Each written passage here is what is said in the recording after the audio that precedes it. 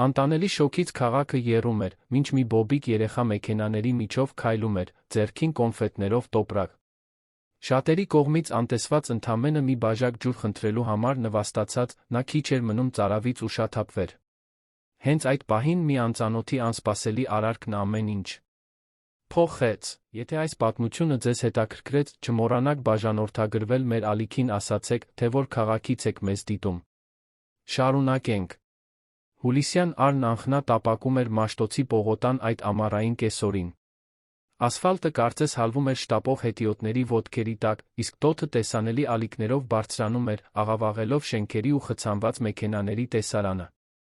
Ժամը 3-ին մոտ էր, այն ժամանակը, երբ Երանը կարծես եռում էր անվերջանալի խցանումներում հայտնված վարորդների տրամադրության հետ միասին։ Համառ ազդանշանների ու արտանետվող գազերի ծխի մեջ մի փոքրիկ ու փխրուն կերպարանք բոբիկ քայլում էր կանգնած մեքենաների միջով։ Անահիտն ընդամենը 5 տարեկան էր, բայց նրա մեծ ու մուգ աչքերում մի այնպիսի հոգնածություն կար, որը բնավ չէր սազում մանկությանը։ Վարդագույն գույնը թափած զգեստիկը կպել էր նրա քրտնած մարմնին, իսկ բոբիկ ոտիկները զգուշությամբ դիպչում էին տաք ասֆալտին, հնարավորության դեպքում ստվերից ստվեր թռչկոտելով։ Փոքրիկ ձեռքերում ճմրթված պոլիէթիլենային տոպրակի մեջ մի քանի անանուխի կոնֆետ կար, նրա միակ ունեցվածքն այդ պահին։ Բարակ ու ամաչկոտ ձայնով նա մոտենում էր մեքենաների պատուհաններին, կրկնելով նույն անգիր արած նախադասությունը։ Կոնֆետ չեք առնի, պարոն։ Մայրիկիս եմ օգնում։ Վարորդների մեծ մասը նույնիսկ չէր նայում նրան։ Ոմանք արագ բարձրացնում էին ապակիները, կարծես այդ երեխայի ներկայությունը սպառնալիք լիներ իրենց թանկարժեք մեքենաների օթորակիչների համար։ Մյուսները նրան նայում էին խղճահարության ու զայրույթի խառնուրդով, բայց երբեք ոչ այնքան, որ բացեին դրամապանակը։ Անահիտը լավ չէր հասկանում, թե ինչու էին մարդիկ կարծես վախենում իրենից, կամ ինչու էին երեսները թեքում, երբ նա մոտենում էր։ Միայն գիտեր, որ մայրիկը տանն է, պառկած հյուրասենյակի հին բազմոցին, առանց ոտքի կանգնելու ուժի։ Այդ առավոտ, երբ արթնացել էր, Անահիտը սառնարանը դատարկ էր գտել, միայն կիսով չափ լի ջրի շիշ կար։ Մայրը Նարինեն փորձել էր ժպտալ նրան, ձեռքը տանելով ջերմությունից քրտնած դեմքին, շնջացել էր, որ ամեն ինչ լավ կլինի, որ դա ընդամենը անցողիկ թուլություն է։ Բայց Անահիտը տեսել էր, թե ինչպես էր մայրը դողում, փորձելով ոտքի կանգնել, ինչպես էր երկու ձեռքով բռնում գլուխը, ինչպես էին նրա աչքերը փոխվել, հանգել։ Հենց այդ ժամանակ աղջիկը, մի քաջությամբ, որ չգիտեր որտեղից եկավ, վերցրեց կոնֆետների տոպրակը, որը մայրը պահում էր արտակարգ իրավիճակների համար, որոշեց, որ պիտի օգնի։ Ի վերջո, մայրիկը միշտ ասում էր, որ իրենք թիմ են, իսկ թիմում մեկը մյուսին օգնում է։ Տոտն ամեն րոպե ուժգնանում էր։ Անահիտը զգում էր, որ կոկորդն ավելի ու ավելի է չորանում, լեզուն ծանրացել է բերանում։ Գրեթե 2 ժամ մեքենաների միջով քայլելու ընթացքում ընդամենը 2 կոնֆետ էր վաճառել։ Փողը հազիվ մի կտոր հացի բավականացներ։ Գլխապտույտը սկսվեց դանդաղ, որպես տարօրինակ զգացողություն գլխում, որից ամեն ինչ մի փոքր պտտվում էր։ Նա մի քանի անգամ թարթեց աչքերը, փորձելով կենտրոնացնել հայացքը, բայց աշխարհը կարծես դողում էր գետնից բարձրացող տոթի հետ միասին։ Հենց այդ ժամանակ նրա հոգնած աչքերը փողոցի մյուս կողմում կատարյալ ապաստան գտան։ Խմիչքների էլեգանտ խանութ սրահ, հայելային ապակիներով ճակատամասով լաքապատ փայտե դռնով։ Ապակու միջով նա կարող էր տեսնել օթորակվող տարածքը, թանկարժեք շշերով դասավորված դարակները, լավ հագնված մարդկանց, որոնք շրջում էին թղթե տոպրակներով։ Բայց այն, ինչն իսկապես գրավեց նրա ուշադրությունը, վաճառասեղանի մոտ տեսած ջրի ցայտաղբյուրն էր։ Առանց 2 անգամ մտածելու Անահիտը սպասեց, մինչ լուսացույցի կարմիր լույսը վառվի, վազելով անցավ փողոցը, կոնֆետների տոպրակը սեղմելով կրծքին։ Երբ հրեց ապակե դուռը, սառը օդի ալիքը պարուրեց նրան, այնքան ուժեղ, որ նա սարսռաց։ Դրսի տոթի հետ հակադրությունն գրեթե ցավոտ էր։ Նրա փոքրիկ աչքերը սահեցին ընդարձակ տարածքով, փայլուն կերամոգրանիտե հատակով, մեղմ լույսերով, փայտի ու գինու հոտով, որը նա չէր կարողանում բնորոշել։ Հղկված գրանիտե վաճառասեղանի հետում 30-ն անց մի տղամարդ, գելով սանրված մազերով անթերի սպիտակ վերնաշապիկով, բյուրեղապակյա բաժակներ էր դասավորում։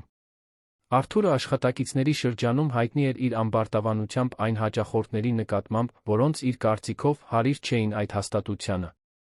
Երբ տեսավ բոբիկ, քրտնած ու ակնհայտորեն փողոցից եկած աղջնակին, նրա դեմքը գծկվեց զզվանքի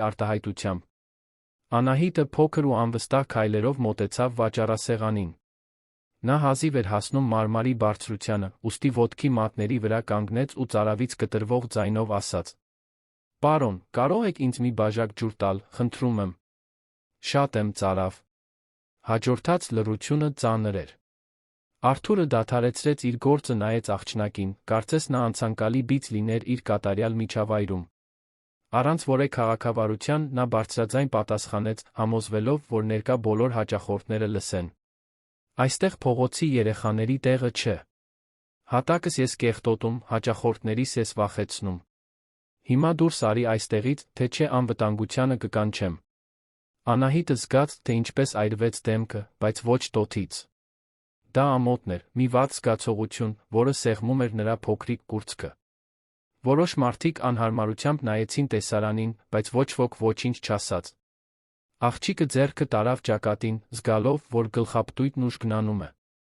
Աշխարհն սկսեց ավելի արագ պտտվել, նրա փոքրիկ ոտքերը դողացին, նա ստիպված եղավ հենվել վաճառասեղանին, որպեսզի չընկնի։ Հենց այդ պահին մի խոր, հաստատուն հեղինակությամբ լի ձայն կտրեց միջավայրը։ Անմիջապես դադարեցրու։ Բոլորը շրջվեցին դեպի ձայնի ուղղությունը։ Խանութի խորքում, կոլեկցիոն գինիների շշերով շրջապատված առանձնացված սեղանի մոտից մի տղամարդ էր ոտքի կանգնում։ Տիգրան Սարգսյանը 50 անց կյանքի փորձով տղամարդ էր, անթերի սանրված ալեխառն մազերով, մուգ կապույտ, անթերի կարված կոստյումով մի ներկայությամբ, որը տիրում էր ցանկացած միջավայրի, ուր նա մտնում էր։ Շինարարական ոլորտի գործարար, Երանի խոշորագույն կառուցապատող ընկերություններից մեկի սեփականատեր Տիգրանն այնպիսի հաճախորդ էր, որին Արթուրն անամոթաբար շողոքորթում էր։ Բայց այդ պահին Տիգրանի հայացքը գոհ հաճախորդի հայացք չէր։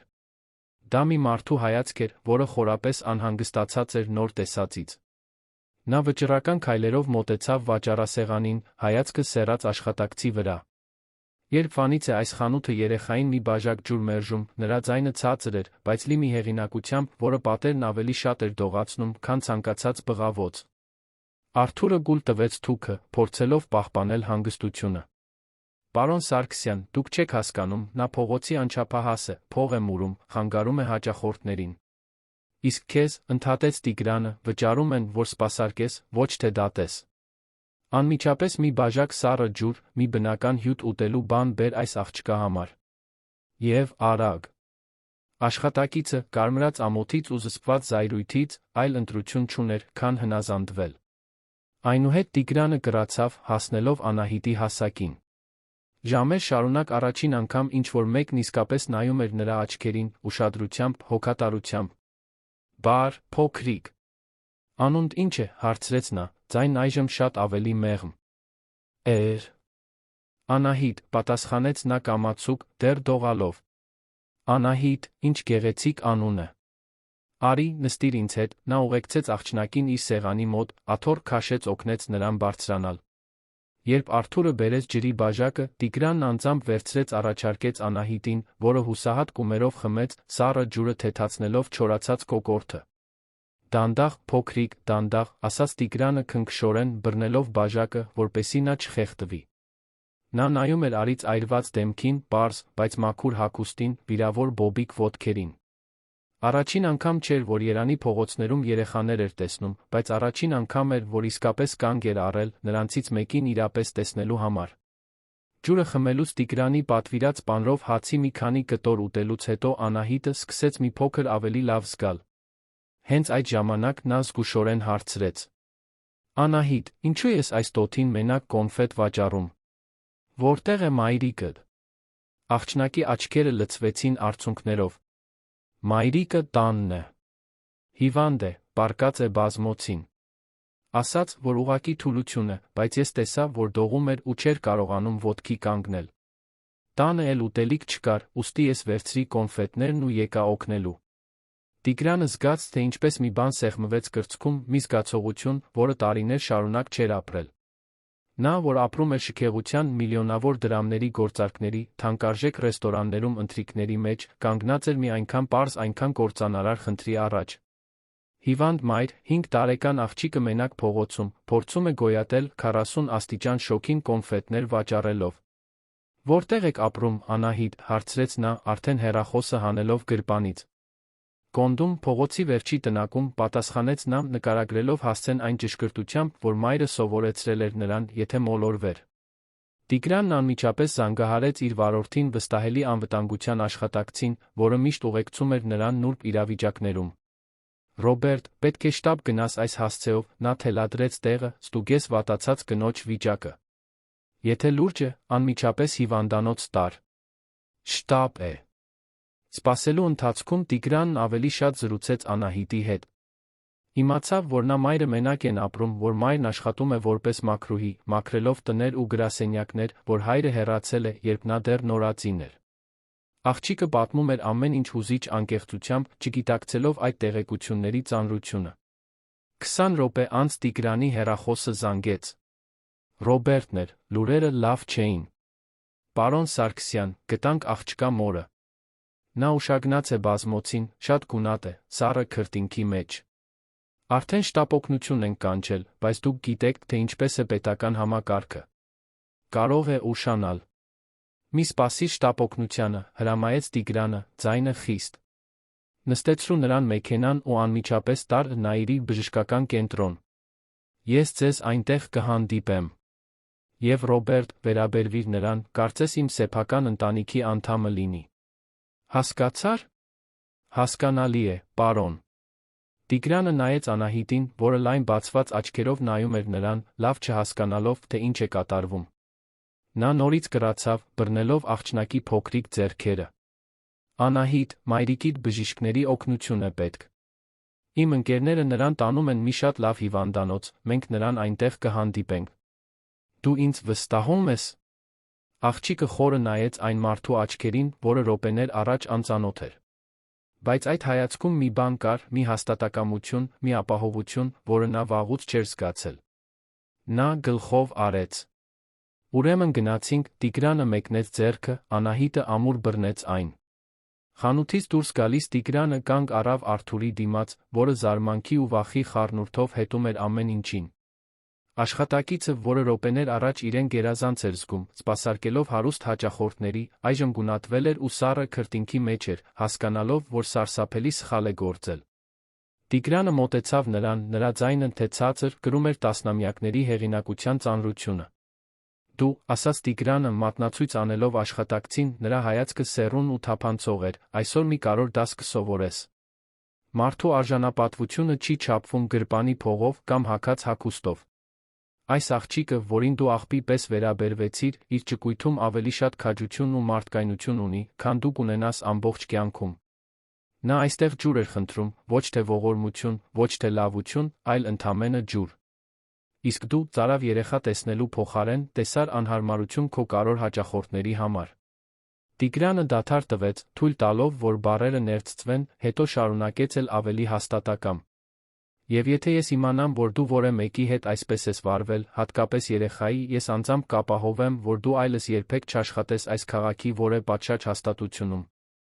Ես կխոսեմ իմ ծանոթ բոլոր խանութների, ռեստորանների, սրահների սեփականատերերի հետ։ Եվ հավատա, ես շատերին եմ ճանաչում։ Պարզ է։ Արթուրը միայն կարողացավ գլխով անել, գունատ, վերնաշապիկն արդեն քրտինքից թաց։ Որոշ հաճախորդներ, որոնք ականատես էին եղել տեսարանին, զուսպ ծափահարեցին, երբ Տիգրանն ու Անահիտը դուրս եկան։ Մի էլեգանտ տիկին, որն ամեն ինչ դիտում էր իր սեղանից, ոտքի կանգնեց ասաց խանութի մենեջերին, որը նոր էր վազելով հասել, լսելով աղմուկը։ Այս աշխատակիցը խայտառակություն է այս հաստատության համար։ Ես այլս երբեք այստեղ չեմ գա, եթե նա շարունակի այստեղ աշխատել։ Այլ ձայներ միացան նրան, մենեջերը հասկացավ, որ պետք է արագ որոշում կայացնի։ Դրսում կեսօրը շարունակում էր տապակել, բայց Տիգրանը նույնիսկ չզգաց տոթը։ Նրա միտքը կենտրոնացած էր հիվանդանոց հասնելու, ապահովելու վրա, որ այն կինը, այդ քաջ աղջնակի մայրը, ստանա հնարավոր լավագույն բուժօգնությունը։ Նա Անահիտին նստեցրեց իր թանկարժեք մեքենայի հետի նստատեղին, օթորակիչը միացրեց առավելագույն հզորությամբ ուղղորվեց դեպի Նայիրի բժշկական կենտրոն։ Ճանապարհին Տիգրանը հետի հայելուց տեսնում էր, թե ինչպես է Անահիտը կոնֆետների տոպրակը սեղմում կրծքին, աչքերը սեռած պատուհանին, ակնհայտորեն անհանգիստ։ Աղջնակի լռությունը խոսուն էր, լի մի վախով, որը նա չգիտեր ինչպես արտահայտել։ Տիգրանը մի քանի անգամ փորձեց զրույց սկսել, հարցնելով պարզ բաների մասին, ինչպիսիք են նրա սիրելի գույնը, սիրելի խաղալիքը, բայց Անահիտը միայն միավանք պատասխաններ էր տալիս, միտքն ակնհայտորեն մոր մոտ։ Նա ինքն էլ էր վերլուծում, թե ինչ էր տեղի ունեցել այդ կեսօրին։ Տիգրան Սարգսյանը, միլիարդատեր գործարար, սովոր հանդիպումների, որոնք որոշում էին հարյուրավոր աշխատատեղերի ճակատագիր, միլիոնավոր դրամների պայմանագրերի, այժմ վարում էր Երանի փողոցներով, հետի նստատեղին 5 տարեկան աղջիկ։ Գնում էր հանդիպելու մի կնոջ, որին նույնիսկ չէր ճանաչում, բայց որը ինչ-որ կերպ արդեն կարոր էր դարձել։ Երբ էր վերջին անգամ, որ նա մի բան էր արել, առանց հաշվարկելու շահույթը, առանց մտածելու օգուտների, կապերի, հնարավորությունների մասին։ Տասնամյակներ, գուցե։ Նրա կյանքը դարձել էր ռազմավարական որոշումների անվերջանալի հաջորդականություն, որոնք բոլորն ուղղված էին շահույթին, աճին, իշխանությանը։ Բայց այդ պահին, դեպի հիվանդանոց վարելիս, նա այդ ամենի մասին չէր մտածում։ Նա պարզապես մտածում էր ապահովելու մասին, որ այդ մայրը գոյատի, իր աղջկան վերագտնելու համար։ Նա դեռ չգիտեր, բայց այդ որոշումը կանգ առնելու, միջամտելու, օգնելու պատրաստվում էր փոխել իր կյանքն այնպես, ինչպես ոչ մի միլիոնանոց գործարք երբեք չէր կարողացել։ Հիվանդանոց հասնելուն պես նրանց դիմավորեց արդյունավետ բժշկական անձնակազմը, որն արդեն զգուշացվել էր Ռոբերտի կողմից։ Նարինեին, Անահիտի մորը, ուղիղ տեղափոխել էին շտապօգնության սենյակ։ Բժիշկներն արագ աշխատում էին, միացնելով կաթիլային, ստուգելով կենսական նշանները, անալիզներ անելով։ Տիգրանը բռնեց Անահիտի ձեռքը, մինչ նրանք սպասում էին մասնավոր հիվանդանոցի օդորակվող լուռ միջանցքում, որն այնքան տարբեր էր գերբեռնված պետական հիվանդանոցների իրականությունից։ Աղջիկը բոլոր ուղղություններով էր նայում, ակնհայտորեն վախեցած այդ տարօրինակ միջավայրից։ Քերի, կանչեց նա, Տիգրանը նկատեց, որ նա բնականորեն սկսել էր իրեն այդպես դիմել, մայրիկս լավանալու է։ Նա քնքշորեն սեղմեց աղջնակի ձեռքը։ Այստեղի բժիշկները շատ լավն են, Անահիտ։ Նրանք լավ կխնամեն մայրիկին։ 1 ժամ անց մի բժշկուհի դուրս եկավ շտապօգնության սենյակից, մոտեցավ նրանց։ Պարոն Սարգսյան, հարցրեց նա, Տիգրանը գլխով արեց։ Հիվանդի վիճակը կայունացել է։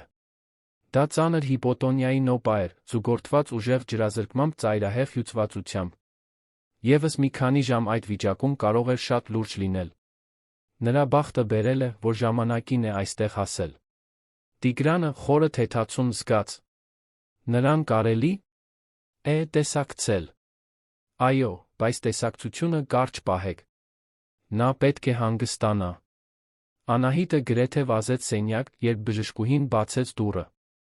Նարինեն պառկած էր հիվանդանոցային մահճակալին, դեռ շատ գունատ, միացված կաթիլայինի, բայց նրա աչքերը բացվեցին, երբ տեսավ աղջկան։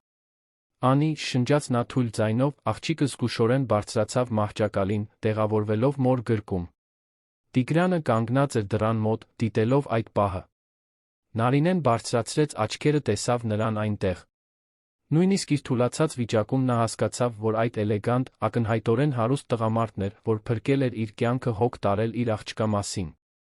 Շնորհակալ եմ, կարողացավ ասել նա, աչքերը խոնավացած։ Շնորհակալ եմ, որ հոգ տարաք նրա մասին։ Տիգրանը մտավ սենյակ, մոտենալով մահճակալին։ Ճանապարհին նա նկատեց մանրամասները։ Հիվանդանոցի պարզ, բայց մաքուր սենյակը, ախտահանիչի բնորոշ հոտը, սրտի մոնիտորների անընդհատ ձայնը։ Ամեն ինչ այնքան տարբեր էր իր սովորական կյանքից, համայնապատկերային տեսարանով գրասենյակներից օդորակվող սենյակներում հանդիպումներից։ Բայց այդ միջավայրում խորապես մարդկային մի բան կար, մի բան, որ իր կորպորատիվ աշխարհը վաղուց կորցրել էր։ Պետք չէ ինձ շնորհակալություն հայտնել, ասաց նա զարմանալիորեն մեղմ ձայնով։ Ձեր աղջիկը շատ քաջ աղջիկ է։ Նա էր, որ ինձ գտավ։ Եվ մի քանի ժամում ինձ ավելի շատ բան սովորեցրեց քաջության ու սիրո մասին, քան ես սովորել եմ 50 տարում։ Նարինեն Անահիտին սեղմեց իրեն, լուռ արցունքները հոսում էին դեմքով։ Նա ուսումնասիրեց այդ էլեգանտ տղամարդու դեմքը, փորձելով հասկանալ, թե ինչու նրա նման մեկը կհոգար իր նման մեկի մասին։ Այդ աչքերում բարություն կար, այո, բայց նա մի հին տխրություն, մի դատարկություն, որը նա, նույնիսկ իր թուլացած վիճակում, կարողանում էր նկատել։ Կարծես նա էլ իր պես միայնակ լիներ, միայն թե այլ կերպ։ Իսկ հիմա ինչ է լինելու, հարցրեց նա, ձայնը թույլ, բայց լի անհանգստությամբ։ Ես փող չունեմ այս հիվանդանոցի համար վճարելու, ես։ Այդ մասին հիմա մի անհանգստացեք, քնքշորեն ընդհատեց Տիգրանը։ Կենտրոնացեք ապաքինվելու վրա։ Մնացածը հետո կլուծենք։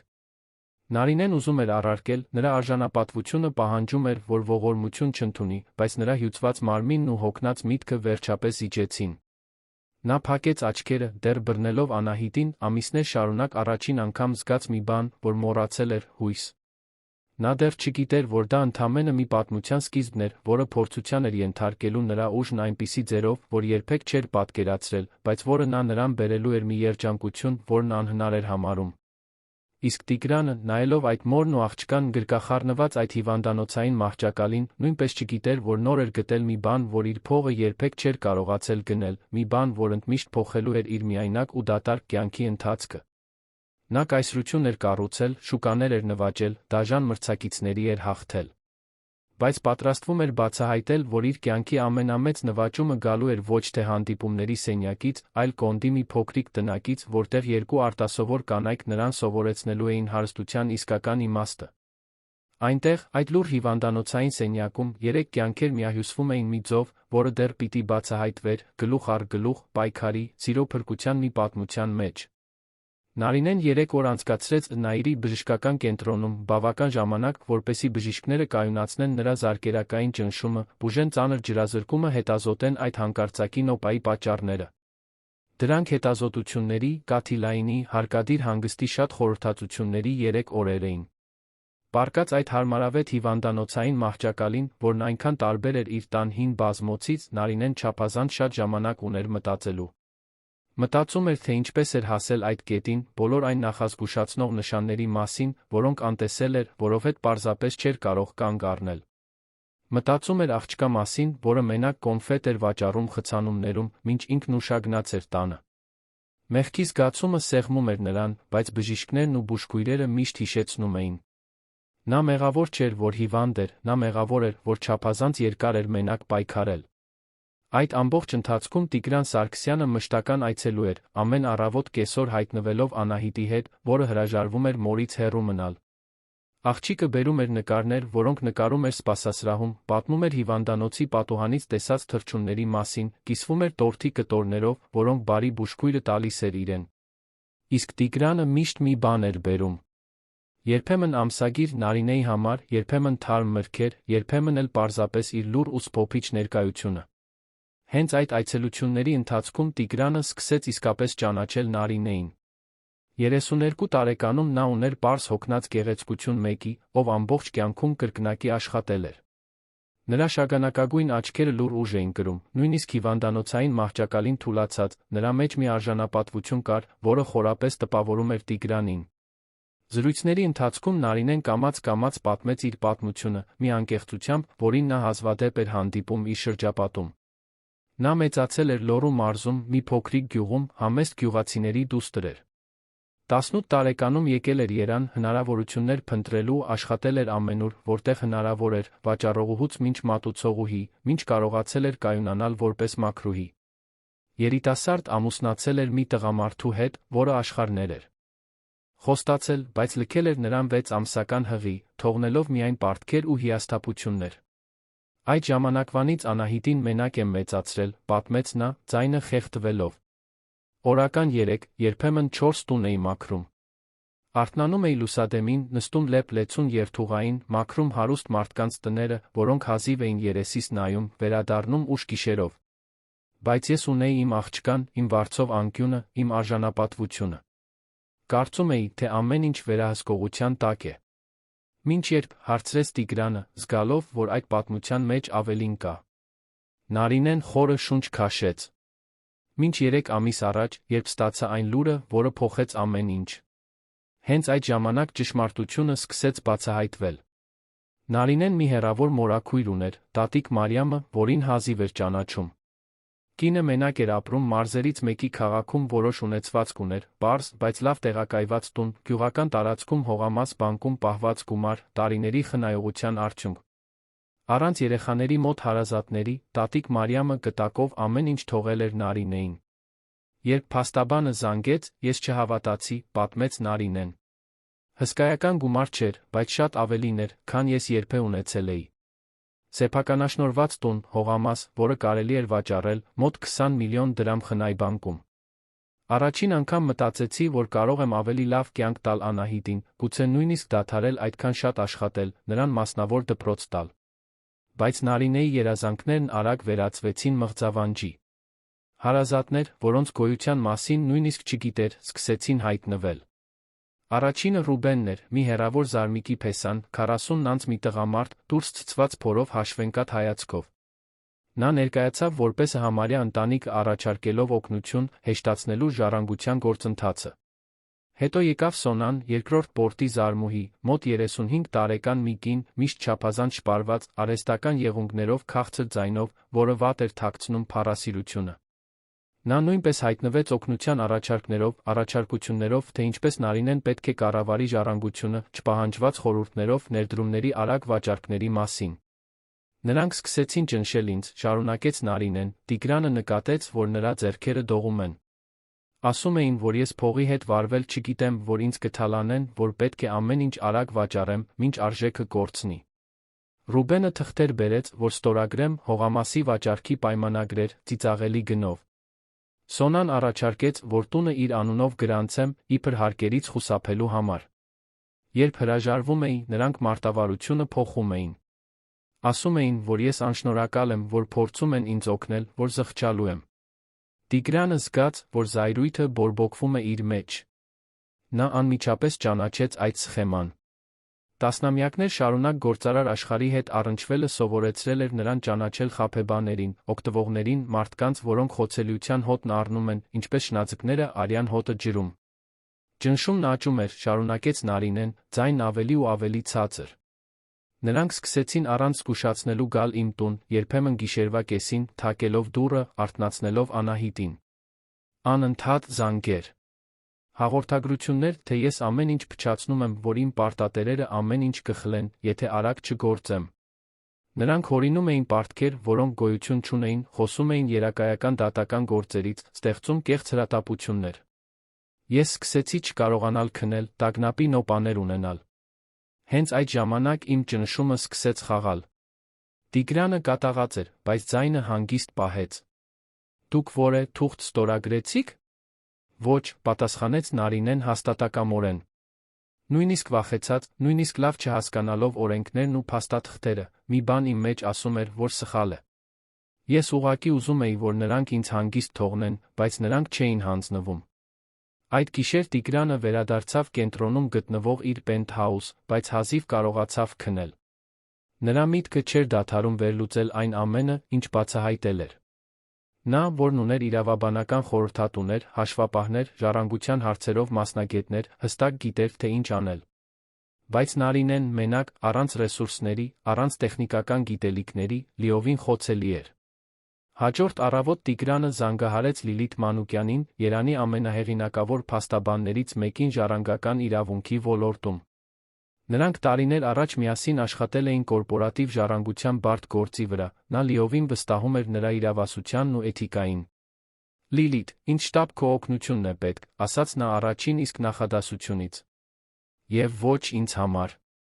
Մեկի համար, ով իսկապես դրա կարիքն ունի։ 2 ժամ անց Լիլիթը հիվանդանոցում էր, էլեգանտ, 45 տարեկան մի կին, անթերի կոստյումով, փաստաթղթերով լի կաշվե պայուսակով։ Տիգրանը նրան ներկայացրեց Նարինեին, որը տեսանելիորեն շփոթված էր։ Նարինե, սկսեց Լիլիթը, բնականորեն նստելով մահճակալի կողքին, Տիգրանը պատմեց ինձ ձեր իրավիճակը։ Գիտեմ, որ ինձ չեք ճանաչում, գուցե զարմանում եք, թե ինչու է թանկարժեք փաստաբանն այստեղ։ Ճշմարտությունը պարզ է։ Տիգրանը խնդրեց իմ օգնությունը, երբ ես նայեցի ձեր գործին, տեսա, որ դուք ընտանեկան խարդախության ակնհայտ փորձի զոհ եք։ Եվ ես նման բաներ չեմ հանդուրժում։ Նարինեն նայեց Տիգրանին, շփոթված։ Բայց ես չեմ կարող վճարել ձեր ծառայությունների համար, տիկին փաստաբան, ես։ Դուք չեք վճարելու, մեղմորեն ընդհատեց Տիգրանը։ Համարեք սա լավություն մեկից, ով պարզապես ուզում է օգնել։ Հաջորդ օրերին, մինչ Նարինեն ապաքինվում էր, Լիլիթն անխոնջ աշխատում էր։ Նա պահանջեց ժառանգության բոլոր փաստաթղթերը, վերլուծեց յուրաքանչյուր թուղթ, որ Ռուբենն ու Սոնան ներկայացրել էին Նարինեին, հետաքննեց նրանց երկուսի անցյալը, կապերը, իրական շահերը։ Այն, ինչ նա բացահայտեց, ավելի վատ էր, քան Տիգրանը պատկերացնում էր։ Ռուբենն ուներ խարդախության համար դատական գործերի պատմություն, 2 դատվածություն, փաստաթղթերի կեղծման համար, առնվազն 3 հողերի զավթման սխեմաների մեջ էր ներգրավված մարզերում։ Սոնան նույնպես իր անցյալն ուներ։ Խարդախություններ տարեցների դեմ, լիազորագրերի կեղծում, ժառանգության գործերով մասնագիտացված հանցախմբերին մասնակցություն։ Նրանք պրոֆեսիոնալներ են, բացատրեց Լիլիթը Տիգրանին Նարինեին հիվանդանոցում կայացած հանդիպման ժամանակ, նրա ձայնը լի էր զսպված վրդովմունքով։ Նրանք հետում են նոտարական գրասենյակներում մահվան ժառանգության հայտարարություններին, գտնում են խոցելի ժառանգների արագ գործում, մինչ զոհը ժամանակ կունենա օգնություն փնտրելու։ Նրանք ունեն հստակ գործելաոճ։ Սկզբում շահում են վստահությունը, ներկայանալով որպես անհանգիստ ընտանիք, հետո ստեղծում են կեղծ հրատապություններ, արագ որոշումներ կայացնելու համար ճնշելու, վերջում ստիպում են զոհին ստորագրել փաստաթղթեր, որոնք ունեցվածքը փոխանցում են ծիծաղելի գներով կամ ուղղակիորեն իրենց։ Նա բացեց իր պայուսակը, ցույց տվեց տպված փաստաթղթեր։ Տեսեք, թե ինչ եմ բացահայտել։ Ռուբենն այս խարդախությունը կիրառել է առնվազն 4 մարդու նկատմամբ վերջին 5 տարում։ 2 տարեց կին Գյումրիում, մի այրի Վանաձորում ձեր իրավիճակին նման մի կին էջ միացնում։ Բոլոր դեպքերում նա մոտեցել է, պնդելով հեռավոր ազգակցական կապ, առաջարկել է օգնություն, վերջում ստացել ժառանգության մի մասը կամ ամբողջը։ Զոհերը, խոցելի առանց իրավաբանական գիտելիքների, ստորագրել են, չհասկանալով։ Նարինեն դողացող ձեռքերը տարավ դեմքին։ Աստված իմ, ես քիչ մնաց հերթականը լինեի։ Ես իսկապես քիչ մնաց ստորագրեի այդ թղթերը։ Բայց դուք չստորագրեցիք, ասաց Տիգրանը հաստատակամորեն, իր ձեռքերով ծածկելով նրա ձեռքերը, մի ժեստ, որն ավելի ու ավելի բնական էր դառնում նրանց միջ։ Ձեր ինտուիցիան ձեզ փրկեց։ Դա ցույց է տալիս ձեր ունեցած ուժը, նույնիսկ երբ կարծում եք, որ չունեք։ Լիլիթը շարունակեց, մատնացույց անելով այլ փաստաթղթեր։ Իսկ Սոնան։ Նա ավելի երկար ցուցակ ունի։ Խարդախություններ խոցելի տարեցների դեմ, լիազորագրերի կեղծում, առնվազն 2 ժառանգության գործերով մասնագիտացված հանցախմբերին մասնակցություն։ Նա ավելի վտանգավոր է, քան Ռուբենը, որովհետև ավելի լավ է տիրապետում հուզական մանիպուլյացիային։ Մի քանի զոհեր հայտնել են, որ նա լացում էր, գրկում, սիրող զարմուհու դեր էր տանում, մինչ թիկունքից ամեն ինչ գողանում էր։ Նարինեն ձեռքերը տարավ դեմքին, դողալով։ Աստված իմ, ես քիչ մնաց ստորագրեի։ Այն օրը, երբ վատացա, Ռուբենը վաղ առավոտյան եկել էր նոր թղթերով, ասելով, որ շտապ է, որ եթե մինչ օրվա վերջ չստորագրեմ, ամբողջ ժառանգությունը կկորցնեմ հարկերի պատճառով։ Ես այնքան շփոթված էի, այնքան հոգնած, քիչ մնաց գրիչը վերցնեի։ Բայց դուք չվերցրիք, ասաց Տիգրանը հաստատակամորեն, բռնելով նրա ձեռքը։ Ձեր ինտուիցիան ձեզ փրկեց։ Այնուհետ Լիլիթը ներկայացրեց գործողությունների ծրագիր։ Առաջին, նա պաշտոնապես կներկայանա որպես Նարինեի փաստաբան ժառանգության գործընթացում, արգելափակելով ունեցվածքին չարտոնված մուտքի ցանկացած փորձ։ Երկրորդ, նա կպահանջի պաշտպանական միջոցներ, արգելելու Ռուբենին Սոնային մոտենալ Նարինեին կամ նրա բնակության վայրին։ Երրորդ, նա քրեական գործեր կհարուցի երկուսի դեմ, խարդախության փորձի հարկադրանքի համար։ Նրանք կարձագանքեն, զգուշացրեց Լիլիթը։ Նման մարդիկ հեշտությամբ չեն հանձնվում, երբ որսը կորցնում են։ Պատրաստվեք։ Եվ Լիլիթը ճիշտ էր։ Մեկ շաբաթ անց, երբ Նարինեն դուրս գրվեց հիվանդանոցից վերադարձավ Կոնդի իր տուն, արձագանքը եկավ արագ կատաղի։ Տիգրանը, որը պնդել էր, որ ուղեկցի նրան մինչ տուն, վարձել էր զուսպ անվտանգության աշխատակցի, որը հերթապահեր փողոցում։ Դա իմաստուն որոշում էր։ Նարինեի վերադարձից 3-րդ օրը Ռուբենն ու Սոնան հայտնվեցին, այս անգամ 2 հոգու ուղեկցությամբ, մի մեծ ու ահարկու տղամարդու մի տարեց կնոջ, որը ներկայացավ որպես ընտանիքի վկա։ Բայց երբ փորձեցին թակել դուռը, նրանց կանգնեցրին անվտանգության աշխատակիցը դատական ծանուցումը, որը Լիլիթը պատրաստել էր, սահմանափակման որոշում։ Նարինեին կամ Անահիտին 100 մետրից պակաս մոտենալը կհանգեցներ անհապաղ ձերբակալության։ Տեսարանը լարված էր։ Ռուբենը սպառնալիքներ բղավեց, Սոնան կեղծ արցունքներ թափեց, ասելով, որ Նարինեին մանիպուլյացիայի է ենթարկում մի հարուստ տղամարդ, որ նա միայն ուզում է օգտվել իրենից, որ գողանում են այն, ինչն ընտանիքի իրավունքն է։ Հարանները դուրս եկան տեսնելու, թե ինչ է կատարվում։ Հենց Անահիտն էր, որ պատուհանից բռնեց Տիգրանի ձեռքն ու ասաց. Քերի, դու թույլ չես տա, որ նրանք մայրիկիս տանեն, չէ՞։ Տիգրանը կռացավ, հասնելով աղջնակի հասակին։ Երբեք, փոքրիկ։ Ես խոստանում եմ։ Եվ դա մի խոստում էր, որը նա մտադիր էր կատարել։ Որովհետև վերջին շաբաթների ընթացքում նրա մեջ հիմնարար մի բան էր փոխվել։ Այն սառը հաշվենկատ գործարարը, որն ամբողջ օրերն անցկացնում էր միլիոնների մասին քննարկումներով, որը մենակ էր ընտրում թանկարժեք ռեստորաններում, որը վերադառնում էր դատարկ ու անթերի բնակարան, բացահայտել էր մի բան, որը փողով չէր գնվում։ Նա բացահայտել էր, թե ինչ է նշանակում իսկապես անհրաժեշտ զգալ։ Ինչ է նշանակում փոփոխություն մտցնել մեկի կյանքում ոչ թե պայմանագրի ստորագրությամբ, այլ անկեղծ մարդկային կապով։ Ամեն անգամ, երբ Անահիտն իրեն քեռի էր կոչում, ամեն անգամ, երբ Նարինեն նրան նայում էր այն անկեղծ երախտագիտությամբ, ամեն անգամ, երբ տեսնում էր նրանց երկուսին միասին ծիծաղելիս, ազատված այն վախից, որը նախկինում հետապնդում էր նրանց, Տիգրանը զգում էր, որ իր սիրտը մի փոքր ավելի քիչ է կարծրանում։ Բայց ճակատագիրը դեռ փորձություններ էր պատրաստել։ Որովհետև մինչ Տիգրանն ավելի ու ավելի էր ներգրավվում Նարինեի Անահիտի կյանքում, մեկ այլ վտանգ լուր ձավորվում էր իր սեփական տարածքում, կորպորատիվ աշխարհում։ Գագիկ Ավետիսյանը, Տիգրանի շինարարական ընկերության փոքր բաժնետերը, աճող հետաքրքրությամբ հետում էր ընկերության նախագահի փոխված վարքագծին։ Տիգրանը բաց էր թողնում հանդիպումներ, պատվիրակում էր որոշումներ, ժամերով հեռու էր մնում գրասենյակից։ Եվ Գագիկը, փառասեր ու անբարեխիղճ, դրանում ոսկե հնարավորություն տեսավ։ Խորհրդի այլ անդամների հետ գաղտնի հանդիպումներում Գագիկը սկսեց կասկածներ սերմանել։ Տիգրանն այլս նույնը չէ։ Նա ներգրավված է մի մաքրուհու նրա աղջկա հետ, ընկերության ժամանակն ու փողը ծախսում է բարեգործության վրա։ Նա կորցնում է կենտրոնացումը, հուզական որոշումներ է կայացնում։ Ընկերությանը ամուր ղեկավարություն է պետք, ոչ թե մի նախագահ, որը սոցիալական աշխատող է դարձել։ Խորհրդի անդամները, Գագիկի պես սառը գործարարներ, սկսեցին կասկածել։ Հանդիպումներ էին նշանակվում, առանց Տիգրանին տեղյակ պահելու։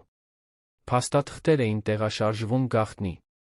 Ծրագիր սկսեց ձավորվել։ Հեռացնել Տիգրանին, պատճառաբանելով հուզական անկայունություն, ստանձնել ընկերության վերահսկողությունը, շահույթ ստանալ կառավարման կտրուկ փոփոխություններից։ Տիգրանը, զբաղված Նարինեին Անահիտին պաշտպանելով, դեռ չէր նկատում իր թիկունքում ձավորվող դավադրությունը։ Բայց շուտով, շատ շուտով, նա ստիպված կլիներ պայքարել երկու ճակատով։ Փրկել այն ընտանիքը, որն ընտրել էր պաշտպանել, փրկել այն ընկերությունը, որը կառուցել էր տասնամյակների աշխատանքով։ Եվ այս ամենի մեջ մեկ այլ զգացմունք էր աճում, լուռ, բայց հզոր, նրա Նարինեի մեջ։ Դա այլս պարզապես երախտագիտություն կամ կարեկցանք չէր։ Դա ավելի խորն էր, ավելի վախեցնող, ավելի իրական։ Ամեն զրույց, ամեն հայացք, ամեն կիսված պահ կամուրջ էր կառուցում երկու աշխարհների մեջ, որոնք երբեք չպետք է հանդիպեին, բայց որոնք այժմ կարծես դատապարտված էին միաձուլվելու։ Անահիտը, երեխաների անմեղ իմաստությամբ, արդեն նկատել էր։ Մի կեսօր, երբ նստած նկարում էր հյուրասենյակի հատակին, նա բարձրացրեց աչքերն ու ասաց. «Մայրիկ, քեռի Տիգրանը քեզ սիրում է։ Ես տեսել եմ, թե ինչպես է նա նայում, երբ դու չես տեսնում»։ Նարինեն զգաց, որ դեմքն այրվում է։ «Անի, հիմարություններ մի խոսիր»։ «Հիմարություն չէ», պնդեց աղջիկը լուրջ։ «Եվ դու էլ ես նրան սիրում։ Ես գիտեմ, որովհետև դու ուրիշ ես ժպտում, երբ նա գալիս է»։ Նարինեն չպատասխանեց, բայց գիտեր, որ աղջիկը ճիշտ է։ Եվ այդ ճշմարտությունը նրան ավելի շատ էր վախեցնում, քան բոլոր շահամոլ հարազատները միասին։ Որովհետև իր Տիգրանի աշխարհների միջ տարբերությունը անհաղթահարելի էր թվում։ Ինչ կուզեր մի հարուստ, հաջողակ, քաղաքի խոշորագույն ընկերություններից մեկի սեփականատեր տղամարդն իսկապես մի մաքրուհուց նրա աղջկանից։ Վախն ու հույսը մշտական պայքար էին մղում նրա սրտում։ Տիգրանը, իր շքեղ բնակարանում միայնակ գիշերների լռության մեջ, նույն հարցերի առաջ էր կանգնած։ Նա սիրահարվում էր։ Տարիներ շարունակ պարտավորություններից խուսափելուց, միայն բիզնեսի շահույթի վրա կենտրոնանալուց հետո, նա սիրահարվում էր մի կնոջ, որը թանկարժեք գինիներ չէր ճանաչում, որը երբեք առաջին դասով չէր ճամփորդել, որն աշխատում էր իր ձեռքերով մենակ մեծացնում իր աղջկան։ Բայց գուցե հենց դա էր, որ գրավում էր նրան։ Անկեղծությունը։ Ուժը։ Ամեն օր պարզապես գոյատելու համար պայքարող, այնուամենայնիվ, մարդկայնությունը չկորցնողի լուռ արժանապատվությունը։ Նարինեն նրան չէր շողոքորթում, չէր ձացնում, թե հետաքրքրված է իր միլիոնանոց գործարքներով, բրենթային հագուստ չէր հագնում նրան տպավորելու համար։ Նա պարզապես ինքն էր, պայքարող մայր, որն այժմ հնարավորություն ուներ վերակառուցելու իր կյանքը։ Տիգրանը տասնամյակներ շարունակ շրջապատված էր եղել մարդկանցով, որոնք ինչ-որ բան էին ուզում իրենից։ Գործընկերներն ավելի մեծ շահույթ էին ուզում։ Աշխատակիցները՝ պաշտոնի բարձրացում։ Կանայք, որոնք սիրաշահում էին նրան հասարակական միջոցառումներին, ուզում էին հաջողակ գործարարի կողքին լինելու կարգավիճակը։ Իսկ Նարինեն։ Նա պարզապես ուզում էր, որ նա շարունակի լինել այն բարի մարդը, որը պաշտպանեց իր աղջկան խմիչքների խանութում։ Գիշերներ կային, երբ Տիգրանը կանգնում էր իր բնակարանի պատշգամբում, նայում ներքում լուսավորված քաղաքին, բռնում էր իրեն ժպտալիս, հիշելով մի զվարճալի բան, որ Անահիտն էր ասել, կամ այն ձև, որով Նարինեն կնճռոտում էր ճակատը, երբ կենտրոնացած էր որե մտքի վրա։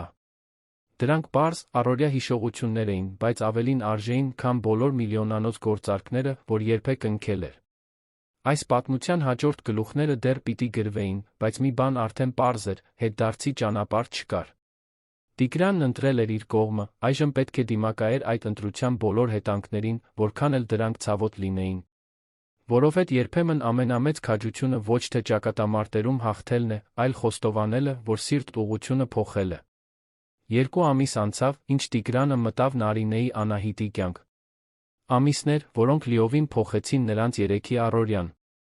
Կոնդի պարզ տնակն այժմ զուսպ անվտանգություն ուներ, սառնարանը միշտ լի էր, իսկ Անահիտը վերջապես հաճախում էր որակյալ մասնավոր դպրոց, որտեղ ընկերներ էր ձեռք բերել բացահայտել, որ սիրում է նկարել։ Նարինեն, առողջությունը վերականգնած, ժառանգությունը վերջապես պաշտպանված, Լիլիթի անթերի աշխատանքի շնորհիվ, նորից սկսեց երազել։ Մարզի տունն ու հողամասը ճիշտ էին գնահատվում, առանց ճնշումների, առանց խարդախությունների։ Բանկի գումարը համեստ, բայց ապահով տոկոսներ էր բերում։ Տարիներ շարունակ առաջին անգամ նա կարող էր շունչ քաշել։ Բայց խաղաղությունը փխրուն էր, բոլորը դա գիտեին։ Տիգրանն իր ժամանակը բաժանում էր գրասենյակի Կոնդի փոքրիկ տան մեջ։ Նրա ներկայությունն այնքան մշտական դարձավ, որ Անահիտն արդեն մի զույգ հողաթափ էր թողնում դռան մոտ նրա համար, իսկ Նարինեն միշտ թարմ սուրճ էր պատրաստում, երբ գիտեր, որ նա կգա։ Դրանք փոքրիկ կենցաղային ժեստեր էին, որոնք անթերի ու դատարկ բնակարանի մենությանը սովոր տղամարդու համար ավելին արժեին, քան բոլոր միլիոնանոց գործարքները, որ երբեք ընկել էր։ Մի հինգշաբթի երեկոյան, պարզ ընթրիքի ժամանակ, տոլմա, բրնձով փլավ ու թարմ աղցան, որը Նարինեն էր պատրաստել, Տիգրանը գիտակցեց մի անխուսափելի ճշմարտություն, նա տանն էր։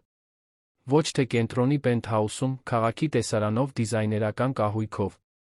այլ այնտեղ, այդ պլաստմասե սեղանի շուրջ, երբ Անահիտը ոգորված պատմում էր դպրոցում նկարած նկարի մասին, երբ Նարինեն ժպտում էր, մատուցելով ուտելիքը, երբ հին օդափոխիչը ձայն էր հանում սենյակի անկյունում։ Դա տուն էր։ Եվ նա ոչ մի այլ տեղ չէր ուզում լինել։ Բայց մինչ Տիգրանի սիրտը խաղաղություն էր գտնում, նրա ընկերությունը լուռ պատերազմի մեջ էր մտնում։ Գագիկ Ավետիսյանն առաջ էր գնացել իր ծրագրով, գիշատչի ճշգրտությամբ։ Նա համոզել էր խորհրդի 7 անդամներից 4-ին, որ Տիգրանը հուզականորեն կաշկանդված է, իմպուլսիվ որոշումներ է կայացնում, անտեսում է ընկերությունը։ Նայեք թվերին, պնդում էր Գագիկը գաղտնի հանդիպումներում։ Նա չեղարկեց մարզերից մեկում ընդլայնման նախագիծը, որը 50 միլիոնի շահույթ կբերեր, որովհետև ուզում էր վերանայել բանվորների աշխատանքային պայմանները։ Նա բարձրացրեց ցածր օղակի աշխատավարձերը, առանց խորհրդի հետ խորհրդակցելու։ Ընկերության փողերը նվիրաբերում է թաղամասերում սոցիալական նախագծերի։ Սա այն Տիգրանը չէ, որին մենք ճանաչում էինք։ Տղամարդը միջին տարիքի ճգնաժամի մեջ է, ընկերությունը չի կարող դրա համար վճարել։ Գագիկի արշավը նուրբ էր, բայց արդյունավետ։ Նա կասկածներ էր սերմանում, խեղաթյուրում էր փաստերը, ներկայացնում էր համատեքստից դուրս թվեր։ Եվ ամենավատը, նրա խոսքերում ճշմարտության հատիկ կար։ Տիգրանն իսկապես փոխվել էր։ Նրա առաջնահերթություններն այլս բացառապես շահույթն ու ագրեսիվ ընդլայնումը չէին։ Նա սկսել էր կասկի տակ դնել որոշ որոշումների մարդկային գինը, նայել բանվորներին ոչ թե որպես թվեր աղյուսակում, այլ որպես հայրեր ու մայրեր, որոնք ընտանիքներ են պահում։ Նա դադարեցրել էր նախագծեր, աշխատանքի արժանապատիվ պայմաններ ապահովելու համար։ Նա ներդրումներ էր արել վերապատրաստման մեջ, զանգվածային կրճատումների փոխարեն։ Տիգրանի համար դրանք անհրաժեշտ էթիկական փոփոխություններ էին։ Գագիկի նրա դաշնակիցների համար թուլություն։ Ռումբը պայթեց մի երկուշաբթի առավոտյան։ Տիգրանը հասավ գրասենյակ, գտավ խորհրդի արտահերթ հրավեր, հենց այդ կեսօրվա համար։ Օրակարգը, նախագահության կառավարման կարողությունների գնահատում։ Նա անմիջապես հասկացավ, թե ինչի մասին է խոսքը։ Կորպորատիվ քաղաքականության տարիների փորձը սովորեցրել էր նրան ճանաչել հեղաշրջումը, երբ տեսնում էր այն։ Այդ կեսօրին 42-րդ հարկի հանդիպումների սենյակը լարված էր։ 7 խորհրդի անդամները նստած էին մահագոնե սեղանի շուրջ, Գագիկը, Տիգրանի դիմացի ծայրին, շուրթերին զուսպ ժպիտ։ Այն, ինչ Գագիկը չէր սպասում, այն էր, որ Տիգրանը անպատրաստ չէր եկել։ Նա վերջին շաբաթն անցկացրել էր, երբ դավադրության առաջին նշաններն էր ստացել, ապացույցներ հավաքելով, փաստարկներ պատրաստելով, իր սեփական դաշնակիցների հետ խորհրդակցելով։ Պարոն Այք, սկսեց Գագիկը, ձայնը հաշվարկված անհանգիստ, ես հրավիրել եմ այս հանդիպումը, որովհետև մենք նուրբ իրավիճակ ունենք։ Մեր նախագահը մի մարդ, որին միշտ հարգել եմ, կարծես թե անձնական դժվար պահ է ապրում, որն ազդում է նրա մասնագիտական դատողության վրա։ Տիգրանը չշարժվեց, միայն սառը աչքերով հետում էր, թե ինչպես է Գագիկը ներկայացնում իր գործը, չեղարկված նախագծեր, կասկածելի ներդրումներ սոցիալական պատասխանատվության մեջ, հաճախակի բացակայություններ, առաջնահերթությունների փոփոխություն, առանց նախնական խորհրդակցության։ Առաջարկում եմ, եզրափակեց Գագիկը, նախագահության ժամանակավոր հեռացում, որպեսզի Տիգրանը կարողանա լուծել իր անձնական հարցերը, մինչ ես ժամանակավորապես կստանձնեմ ընկերության կառավարումը։ Հաջորդած լռությունը ծանր էր։ Երկու խորհրդի անդամներ կարծես անկեղծորեն անհանգստացած էին Տիգրանի համար։ 4-ը Գագիկին նայում էին վատ թաքցրած հավանությամբ։ Մեկը չեզոք էր մնում, ուսումնասիրելով իրավիճակը։ Հենց այդ ժամանակ Տիգրանը դանդաղ ոտքի կանգնեց, սկսեց խոսել։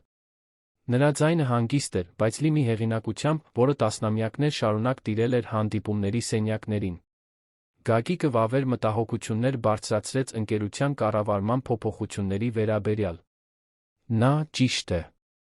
Ես փոխվել եմ։ Բայց ոչ թե որովհետև թույլ եմ կամ կաշկանդված։ Փոխվել եմ, որովհետև վերջապես տեսա աղյուսակներից այն կողմ տեսա մարդկային էակների։ Նա միացրեց պրոյեկտորը, սկսեց թվեր ներկայացնել։ Իրական թվեր, ոչ թե այն խեղաթյուրվածները, որ Գագիկն էր ցույց տվել։ Մարզերից մեկում ընդլայնումը դադարեցվեց, որովհետև ես բացահայտեցի մի աուդիտի միջոցով, որի մասին Գագիկը չնշեց, որ նախագիծը կօգտագործեր ստրկությանը նմանվող աշխատանք։ Եթե առաջ գնայինք, հիմա քրեական գործերի առաջ կկանգնեինք։ Ցածր օղակի աշխատավարձերի բարձրացումը նվազեցրեց մեր կադրերի հոսունությունը 60%-ով, խնայելով միլիոններ վերապատրաստման հավաքագրման վրա։ Սոցիալական ներդրումները 20%-ով բարելավեցին մեր հանրային իմիջը, ինչը հանգեցրեց 3 նոր պետական պայմանագրերի, որոնք դուք տեսնում եք այս եռամսյակի արդյունքներում։ Տիգրանը դադար տվեց, թույլ տալով, որ թվերը ներծծվեն։ Հետո շարունակեց, այժմ ուղիղ նայելով Գագիկին։ Ինչ վերաբերում է իմ բացակայություններին, բոլորը հաղորդվել հիմնավորվել են։ Այն, ինչ Գագիկը չպատմեց, այն է, որ այդ բացակայությունների ընթացքում ես շարունակել եմ հեռավար աշխատել, պահպանելով բոլոր կարևոր որոշումները ժամկետին։ Այն, ինչն նա չպատմեց, այն է, որ նա օգտագործել է իմ ենթադրյալ հեռացումը, զուգահեռ հանդիպումներ անցկացնելու համար, առանց արձանագրության, առանց գրանցման, փորձելով ստվերային խորհուրդ կառուցել, ինձ տապալելու համար։ Գագիկը գունատվեց։ Այնուհետ Տիգրանը խաղաց իր վերջին խաղաքարտը։ Բայց ամենահետաքրքիրը, պարոն Այք, այն է, ինչ ես բացահայտեցի, հետաքննելով, թե ինչու է Գագիկն այդքան հետաքրքրված հիմա ստանձնել պաշտոնը։ Լիլիթ, նա գլխով արեց փաստաբանին, որը լուռ մտել էր սենյակ, կարող է ավելի լավ բացատրել։ Լիլիթը բացեց իր պայուսակը, սկսեց փաստաթղթեր բաժանել։ Գագիկ Ավետիսյանը, կեղծ ընկերությունների միջոցով, համաձայնություն ունի Արարատշին կորպորացիայի հետ, մեր գլխավոր մրցակցի։ Եթե նա ստանձնի նախագահությունը, նա նախատեսում է վաճառել մեր ամենաշահութաբեր դուստր ձեռնարկություններից 3-ը Արարատշին, շուկայականից 40%-ով ցածր գնով, փոխարենը ստանալով բաժնետիրական մասնակցություն նրանց ընկերությունում։ Դա դասական կորպորատիվ դավաճանություն է։ Սենյակում քաոս տիրեց։ Խորհրդի անդամները կարդում էին փաստաթղթերը, Գագիկը փորձում էր պաշտպանվել, ձայները խառնվում էին իրար։ Բայց Տիգրանն արդեն հաղթել էր։ 2 ժամում Գագիկը ստիպված եղավ հրաժարական տալ, սպառնալիքների տակ, վստահության չարաշահման համար դատական գործերով։ Նրան աջակցող 2 խորհրդի անդամներ նույնպես հրաժարական տվեցին, տեսնելով, որ նավը խորտակվում է։ Տիգրանը դուրս եկավ այդ սենյակից ավելի ուժեղ, քան մտել էր։ Բայց հյուծված։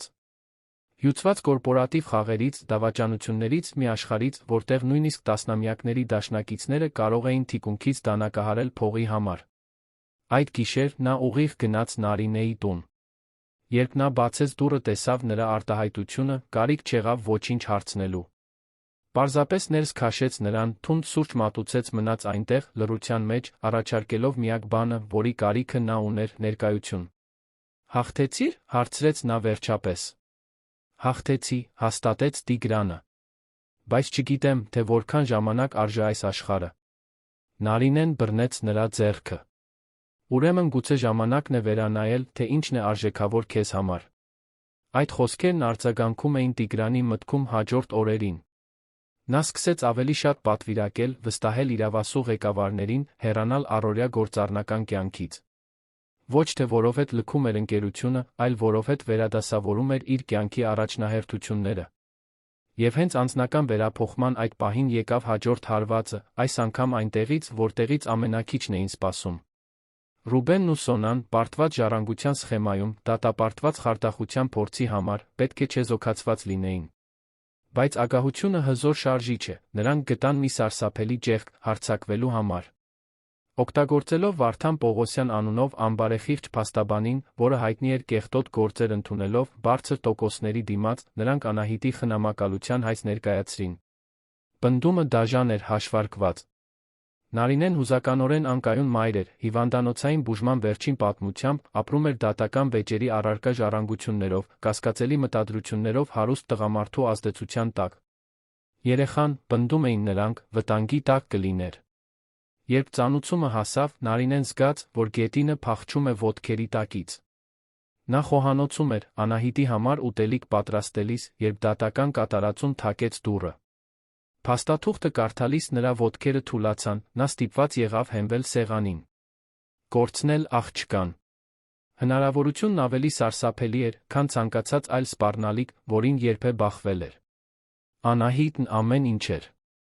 Պատճառը, թե ինչու էր նա արթնանում լուսադեմին, տներ մաքրելու, պատճառը, թե ինչու էր հանդուրժում նվաստացումները, պատճառը, թե ինչու էր շարունակում պայքարել, երբ ամեն ինչ անհնարին էր թվում։ Տիգրանը հասավ կես ժամ անց, շտապ կանչով։ Գտավ Նարինեին նստած խոհանոցի հատակին, ծանուցումը ճմրթված ձեռքերում, լուռ արցունքները հոսում էին։ «Նրանք իմ աղջկան ինձնից կխլեն», շշնջաց նա կոտրված ձայնով։ «Նրանք իմ անցած ամեն ինչն իմ դեմ կօգտագործեն։ Կասեն, որ ես ունակ չեմ, որ կառույց չունեմ, որ…» «Չեն խլի», ընդհատեց Տիգրանը, ծնկի իջնելով նրա կողքին, երկու ձեռքով բռնելով նրա դեմքը։ «Ես խոստանում եմ, որ չեն խլի։ Մենք կպայքարենք, Նարինե։ Եվ կհաղթենք»։ Բայց խորքում երկուսն էլ գիտեին, որ սա ամենադժվար ճակատամարտը կլինի։ Որովհետև հայկական դատական համակարգը, չնայած իր լավ մտադրություններին, երբեմն խոցելիությունը տեսնում է որպես անկարողություն։ Միայնակ մայրը, առանց մեծ ռեսուրսների, առողջական ճգնաժամի պատմությամբ, կարող էր դիտվել որպես չափազանց փխրուն, աղջկան խնամելու համար, նույնիսկ եթե այդ փխրունությունը հենց նրան պաշտպանելու համար մենակ պայքարելու արդյունքն էր։ Լիլիթը, երբ կանչեցին, ուղիղ էր։ Սա կեղտոտ, չարամիտ գործընթաց է, բայց տեխնիկապես հնարավոր։ Նրանք կփորձեն անկայունության պատմություն կառուցել։ Կկանչեն կեղծ վկաներ, գուցե նույնիսկ հարանների, որոնց կարողացել են գնել։ Մենք պետք է ամուր պաշտպանություն կառուցենք, ցույց տալով ոչ միայն, որ Նարինեն օրինակելի մայր է, այլ որ Անահիտը կայուն ապահով միջավայրում է։ Հենց այդ ժամանակ Տիգրանը կայացրեց այն որոշումը, որը փոխելու էր ամեն ինչ։ Այդ գիշեր, երբ Անահիտը քնեց, նա խնդրեց առանձին խոսել Նարինեի հետ։ Նրանք նստեցին տան փոքրիկ պատշգամբում, շուրջ բոլորը քաղաքի հեռավոր աղմուկը, Երանի երկինքը իր սակավաթիվ աստղերով, որոնք տեսանելի էին լուսային աղտոտվածության միջից։ Նարինե, սկսեց Տիգրանը, նա նկատեց, որ նա նյարդայնացած է, հազվադեպ ելույթ այդ միշտ այդքան վերահսկվող տղամարդու համար։ Վերջին ամիսներին դու Անահիտը փոխեցիք իմ կյանքն այնպես, ինչպես երբեք չէի կարծում, թե հնարավոր է։ Ես տասնամյակներ եմ անցկացրել, ընկերություն կառուցելով, փող կուտակելով, հաջողություն նվաճելով, բայց ամեն գիշեր վերադառնում էի դատարկ բնակարան, ինձ դատարկ էի զգում։ Ձեզ հետ ես ինձ ամբողջական եմ զգում։ Նարինեն զգաց, որ սիրտը արագանում է, բայց ոչինչ չասաց, պարզապես սպասեց։ Ես սիրահարվել եմ քեզ, շարունակեց Տիգրանը, ձայնը հաստատուն, չնայած նյարդայնությանը։ Սիրահարվել եմ քո ուժին, քո արժանապատվությանը, այն ձին, որով դու ամեն օր պայքարում ես Անահիտի համար։ Եվ սիրահարվել եմ այն փոքրիկ աղջնակին, որը մտավ խմիչքների խանութ, ջուր խնդրելու ընդմիշտ փոխեց իմ կյանքը։ Նա բռնեց նրա ձեռքերը, որոնք դողում էին։ Ամուսնացիր ինձ հետ, Նարինե։ Ոչ թե դատական գործի պատճառով, ոչ թե պաշտպանությունը հեշտացնելու համար, թե դա էլ է ճիշտ, այլ որովհետև ես ուզում եմ քեզ հետ ընտանիք կառուցել։ Ուզում եմ ամեն օր արթնանալ քո կողքին, ուզում եմ տեսնել, թե ինչպես է Անահիտը մեծանում, ուզում եմ, որ դուք երկուստ իմ իսկական ընտանիքը լինեք։ Եթե դուք լինեիք Նարինեի տեղում, կընդունեիք Տիգրանի առաջարկը, թե կվախենայիք, որ մարդիկ կմտածեն, թե շահամոլ եք։ Պատմեք մեզ մեկնաբանություններում։ Նարինեն զգաց, որ արցունքները հոսում են։ Վախն ու հույսը կատաղի պայքար էին մղում նրա կրծքում։ Տիգրան, դու համոզվա՞ծ ես։ Որովհետև աշխարհը կասի, որ ես շահամոլ եմ, որ օգտվել եմ քեզնից, որ քո փողն եմ ուզում։ Կասեն, որ ես պատեհապաշտ եմ, որը նետվել է առաջին հարուստ տղամարդու գիրկը, որը հայտնվել է։ Թող աշխարհն ասի, ինչ ուզում է, պատասխանեց Տիգրանը մի հաստատակամությամբ, որը կասկածի տեղիք չէր թողնում։ Ես գիտեմ ճշմարտությունը։ Եվ ճշմարտությունն այն է, որ իմ կյանքում առաջին անգամ ես որոշում եմ կայացնում, ոչ թե մտածելով բիզնեսի կամ հարմարության մասին։ Ես որոշում եմ կայացնում սիրուց ելնելով։ Եվ եթե աշխարհը դա չի հասկանում, խնդիրն աշխարհինն է, ոչ թե մերը։ Նարինեն խորը նայեց նրա աչքերին, տեսավ մաքուր անկեղծություն։ Տեսավ մի տղամարդու, որը սովորել էր խցանումներում կոնֆետ վաճառող երեխայի միջոցով, որ կյանքի արժեքը չի չափվում փողով, այլ իրական մարդկային կապերով։ Այո, շշնջաց նա։ Ես համաձայն եմ։ Հաջորդած համբույրը մեղմ էր, լի խոստումներով մի ապագայով, որը երկուսն էլ, ընդամենը ամիսներ առաջ, երբեք չէին պատկերացնի։ Հաջորդ օրը Լիլիթը միջնորդություն ներկայացրեց, որը լիովին փոխեց խնամակալության գործի ընթացքը։ Նարինեն Տիգրանը պաշտոնապես միավորվել էին։ Աղջիկը, որին Ռուբենն ու Սոնան պնդում էին, թե վտանգի տակ է, այժմ կառուցվածքային ընտանիքի մաս էր, ներկա հայրով մայրով, առատ ռեսուրսներով, հուզական ֆինանսական կայունությամբ։ Ավելին, Լիլիթը բացահայտեց խարդախության նախորդ փորձերի բոլոր ապացույցները, Ռուբենի Սոնայի դեմ ընթացող քրեական գործերը, նրանց կասկածելի անցյալը։ Նա ցույց տվեց, որ խնամակալության հայցը ոչ մի կապ չունի Անահիտի բարեկեցության հետ, ամբողջությամբ կապված է վրեժխնդրության երեխայի միջոցով ժառանգությանը դեռս որե մուտք ստանալու հուսահատ փորձի հետ։ Դատական նիստի օրը նշանակվեց 3 շաբաթ անց։ Եվ մինչ նրանք պատրաստվում էին դատական ճակատամարտին, որը կորոշեր ընտանիքի ճակատագիրը, Տիգրանը, Նարինեն, Անահիտը սկսեցին իրապես ընտանիք դառնալ։ Ոչ միայն թղթի վրա, այլ սրտում, փոքրիկ առօրյաներում, սեղանի շուրջ ընթրիքներում, քնելուց առաջ պատմություններում, կիսված երազանքներում։ Տիգրանը սկսեց ավելի շատ ժամանակ անցկացնել Կոնդի տանը, քան իր պենթհաուսում։ Նա, որ միշտ ճաշում էր թանկարժեք ռեստորաններում կամ իր գործադիր սենյակում, այժմ հաճույքով վայելում էր Նարինեի պատրաստած պարզ ուտեստները, բրնձով փլավ, լավ համեմված միս, թարմ աղցան։ Այդ տնական համերի, այդ պլաստմասե սեղանի, այդ առանց արարողակարգի զրույցների մեջ խորապես սփոփիչ մի բան կար։ Անահիտը ծաղկում էր այդ նոր ընտանեկան միջավայրում։ Նա, որ նախկինում իր փոքրիկ ուսերին կրում էր մորն օգնելու բեռը, այժմ կարող էր պարզապես երեխա լինել։ Ավելի շատ էր ծիծաղում, ավելի շատ էր խաղում, ավելի շատ էր երազում։ Երբեմն Տիգրանը նրան բռնում էր մենակ բարելիս սենյակում, կամ երգելիս նկարելու ընթացքում, նրա սիրտը լցվում էր մի ուրախությամբ, որը երբեք չէր ճանաչել։ Նարինեն իր հերթին վերագտնում էր, թե ով է ինքը, բացի պարզապես գոյատման համար պայքարող միայնակ մայր լինելուց։ Առողջությունը վերականգնած, ժառանգությունը պաշտպանված մեկի հետ, ում հետ կիսեր պատասխանատվությունները, նա սկսեց ժամանակ ունենալ իր համար։ Նորից սկսեց կարդալ մի հաճույք, որը թողել է ժամանակի էներգիայի բացակայության պատճառով։ Բացահայտեց, որ սիրում է պատրաստել ոչ թե անհրաժեշտությունից, այլ հաճույքի համար, հանգստյան օրերին փորձարկելով նոր բաղադրատոմսեր։ Անահիտը, երեխաների պարզ իմաստությամբ, ամփոփեց ամեն ինչ մի կեսօր, երբ նստած նկարում էր հյուրասենյակի հատակին։ Նա նայեց Տիգրանին, Նարինեին, ձեռք ձեռքի տված բազմոցին, ասաց հսկայական ժպիտով.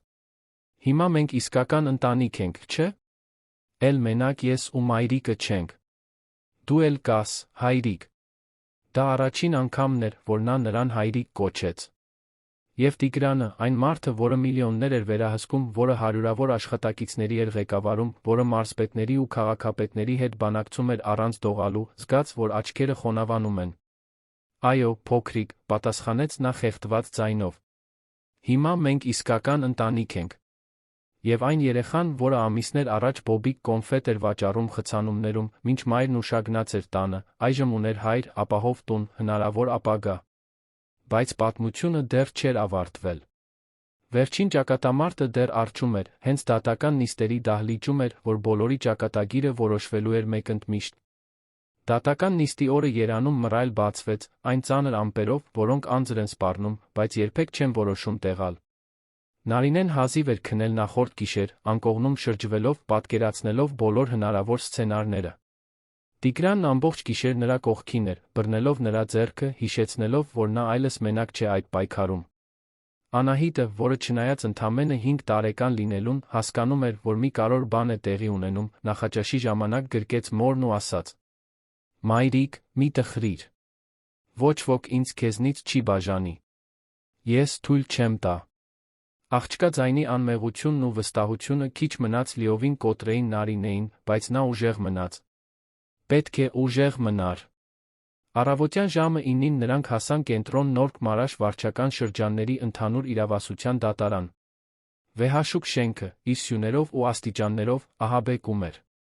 Լիլիթը նրանց սպասում էր մուտքի մոտ, էլեգանտ, ինչպես միշտ, կաշվե պայուսակը ձեռքին վերահսկվող վստահության արտահայտությամբ։ Ամեն ինչ պատրաստ է, ասաց նա Տիգրանին Նարինեին։ Ես ունեմ բոլոր փաստաթղթերը, բոլոր վկաներին, բոլոր ապացույցները։ Ռուբենն ու Սոնան իրենց գերեզմանն են փորել այս գործով։ Հիմա մենք պարզապես պետք է դա ցույց տանք։ Դատավորին։ Դատական նիստերի դահլիճում մթնոլորտը լարված էր։ Մի կողմում Տիգրանը, Նարինեն, Լիլիթը։ Մյուս կողմում Ռուբենն ու Սոնան, իրենց փաստաբան Վարդան Պողոսյանի ուղեկցությամբ, մի տղամարդ, էժանագին կոստյումով աչք ծակող փողկապով, որը դատարանի միջանցքներում հայտնի էր բարդված գործեր ընդունելով կանխավճարների դիմաց։ Դատավոր Հենրիկ Մկրտչյանը, 60 անց մի տղամարդ, ալեխառն մազերով հոգնած հայացքով մեկի, ով տասնամյակների դատավորության ընթացքում ամեն ինչ տեսել էր, մտավ, բոլորը ոտքի կանգնեցին։ Նա նստեց, ուղղեց ակնոցները, բացեց գործը։ Գործ համար 2, 3, 4, 5, կոտորակ 2025, կարդաց նա միապաղաղ ձայնով։ Անչափահաս Անահիտ Սանթոսի խնամակալության հայց, ներկայումս մայրական խնամակալության տակ, Նարինե Սանթոսի հայցվորներ Ռուբեն Մենդես Սիլվանա Կոստա, պատճառաբանելով ազգակցական կապ անհանգստություն երեխայի բարեկեցության համար։ Թող սկսվի նիստը։ Վարդան Պողոսյանն առաջինը խոսեց, ոտքի կանգնելով դրամատիկ չափազանցությամբ։ Հարգելի դատարան, իմ վստահորդները, առաջնորդվելով ընտանեկան սիրով անկեղծ անհանգստությամբ, եկել են այս դատարան խնդրելու իրենց հեռավոր զարմուհու խնամակալությունը, որը ներկայումս գտնվում է խոցելի իրավիճակում։ Մայրը, Նարինե Սանթոսը, ունի հոգեկան առողջության խնդիրների պատճառով հիվանդանոցային բուժման վերջին պատմություն։ Լիլիթն անմիջապես ոտքի կանգնեց։ Հարգելի դատարան, միջամտում եմ ուղղման համար։ Տիկին Նարինեն հոսպիտալացվել է հիպոտոնիայի նոպայի հյուծվածության պատճառով, ոչ թե հոգեբուժական խնդիրներով։ Սա փաստերի լուրջ խեղաթյուրում է։ Դատավորը գլխով արեց, որ նա նստի։ Նշվեց։ Շարունակեք, պարոն Պողոսյան։ Բացի այդ, շարունակեց Վարդանը, մայրը գտնվում է մի հարուստ տղամարդու, պարոն Տիգրան Սարգսյանի ազդեցության տակ, որը ոչ մի տեղից հայտնվել է նրանց կյանքում արագորեն հաստատել կախվածության հարաբերություն։ Կան մանիպուլյացիայի, խոցելի կնոջը օգտագործելու, վերջին ժառանգություններում ֆինանսական շահագրգռվածության հստակ նշաններ։ Երեխան ենթարկվում է անկայուն բարոյապես կասկածելի միջավայրի։ Նարինեն զգաց, որ Տիգրանի ձեռքը սեղմում է իրենը սեղանի տակ։ Խորը շունչ քաշեց, փորձելով վերահսկել այդ մեղադրանքներից առաջացած զայրույթն ու ցավը։ Հերթը Լիլիթինն էր։ Նա ոտքի կանգնեց այն մարդու հանգստությամբ, ով գիտի, որ բոլոր հաղթաթղթերն իր ձեռքում են։ Հարգելի դատարան, այն, ինչ մենք հենց նոր լսեցինք, ստերով, խեղաթյուրումներով դատավարական անբարեխղճությամբ կառուցված պատմություն է։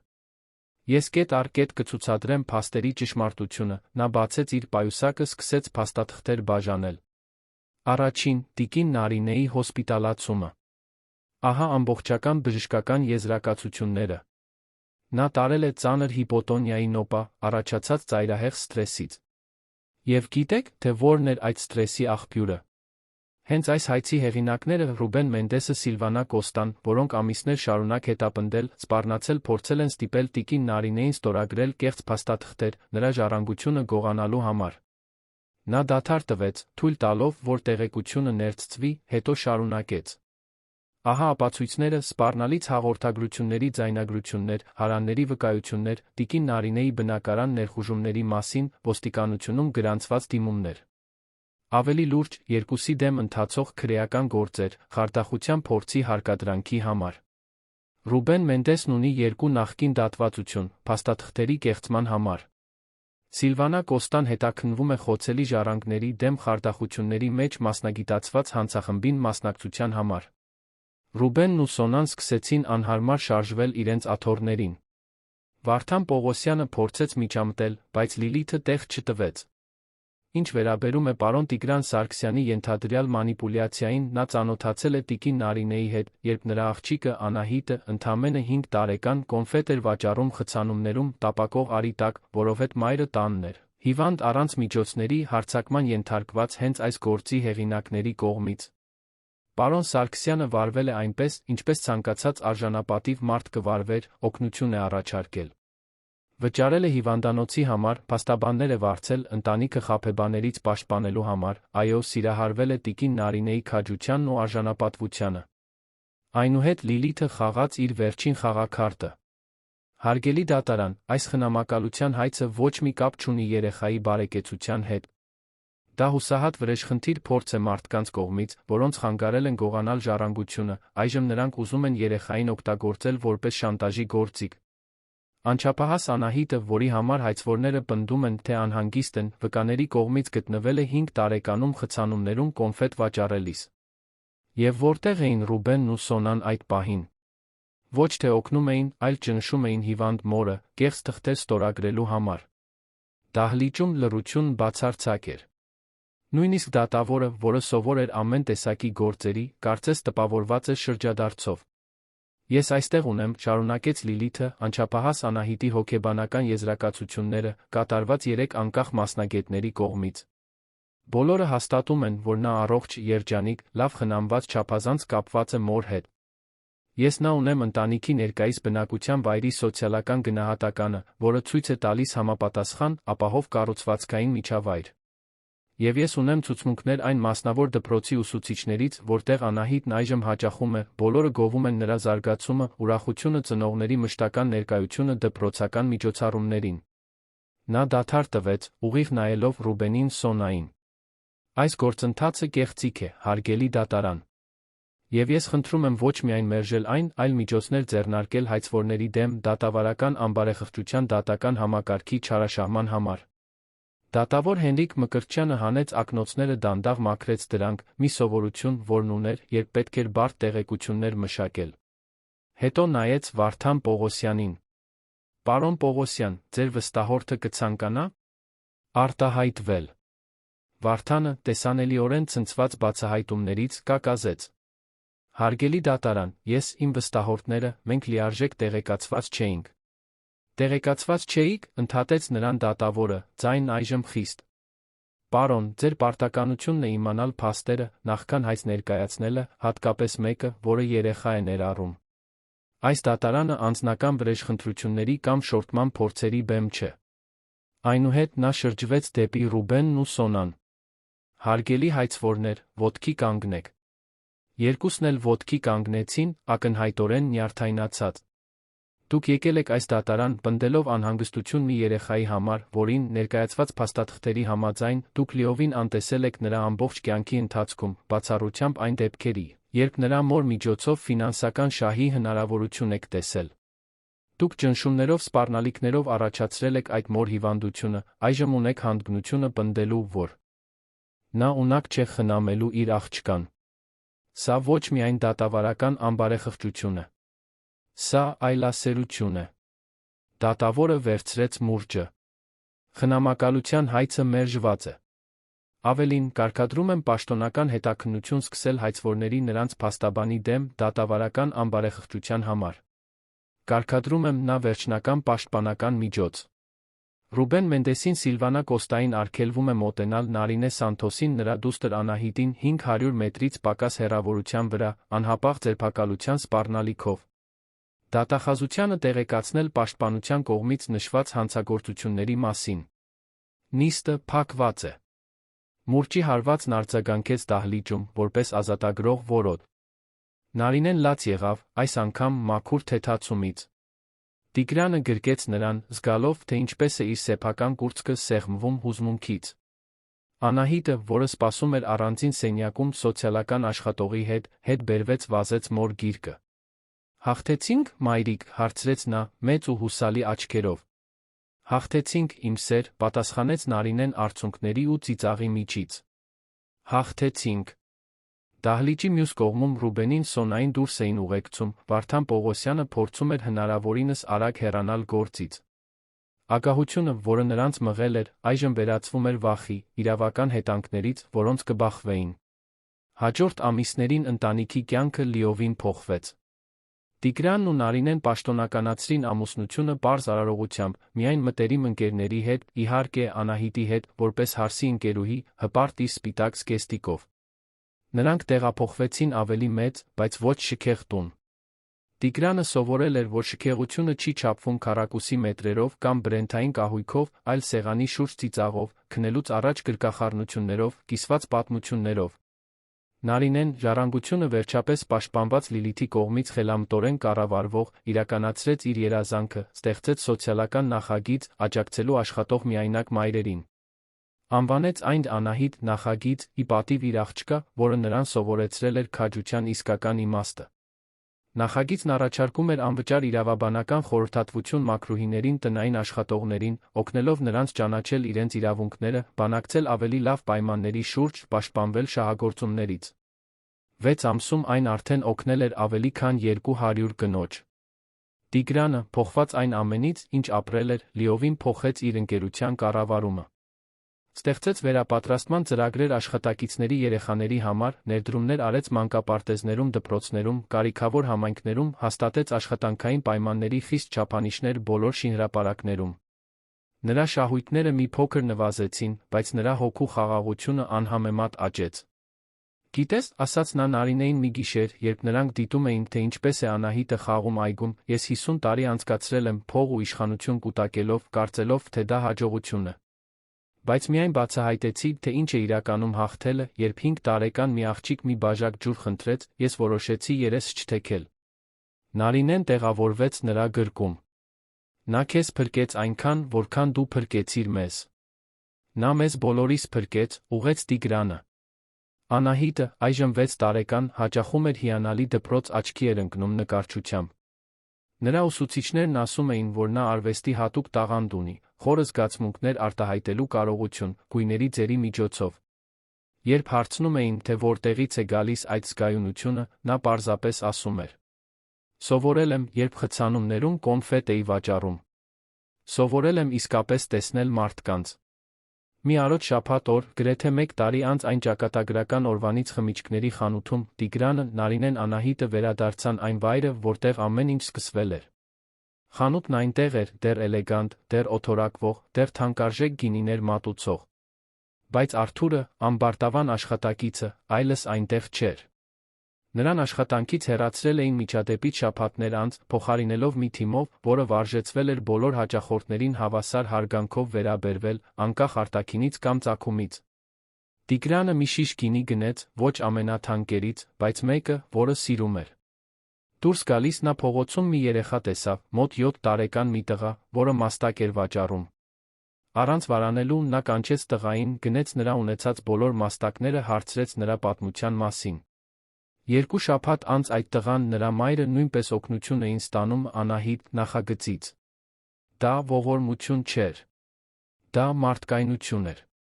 Դա բարության շղթան էր, որն Անահիտն սկսել էր, առանց իմանալու, պարզապես ունենալով քաջություն մի բաժակ ջուր խնդրելու։ Տարիներն անցան։ Անահիտը մեծացավ, դարձավ փայլուն դեռահաս, ապա տաղանդավոր երիտասարդ կին։ Ավարտեց սոցիալական աշխատանքի բաժինը, մի ընտրություն, որը ոչ ոքի չզարմացրեց։ Նրա ավարտական թեզը աջակցության ցանցերի ազդեցությունը աղքատության շրջափուլերը կոտրելու գործում թեմայով էր, ոգեշնչված սեփական պատմությունից։ Ավարտական երեկոյին, երբ բարձրացավ բեմ դիպլոմը ստանալու, Անահիտը նայեց հանդիսատեսին, տեսավ իր ծնողներին, Տիգրանին, Նարինեին, ձեռք ձեռքի տված, աչքերը հպարտությունից խոնավացած։ Այդ պահին նա հիշեց այն անտանելի տոտ կեսօրը, երբ ընդամենը 5 տարեկան էր, բոբիկ խցանումներում, կոնֆետ վաճառելով, հիվանդ մորն օգնելու համար։ Հիշեց աշխատակցին, որը նվաստացրել էր իրեն, գործարարին, որը պաշտպանել էր իրեն, հիվանդանոցը, որտեղ վերակտել էր մորը, ճակատամարտերը, որոնք միասին էին անցել։ Եվ հասկացավ, որ իր պատմությունը փրկվելու մասին չէր։ Այն միակ ընտրության փոխակերպող ուժի մասին էր, մյուսին տեսնելու, ձեռք մեկնելու, երես չթեքելու ընտրության։ Այդ գիշեր, ավարտական երեկույթին, Տիգրանը կենաց ասաց. Անահիտի կենացը, որը 5 տարեկանում մի տոպրակ կոնֆետով ինձ ավելի շատ բան սովորեցրեց կյանքի, սիրո նպատակի մասին, քան 50 տարվա բիզնեսը երբեք սովորեցրել է։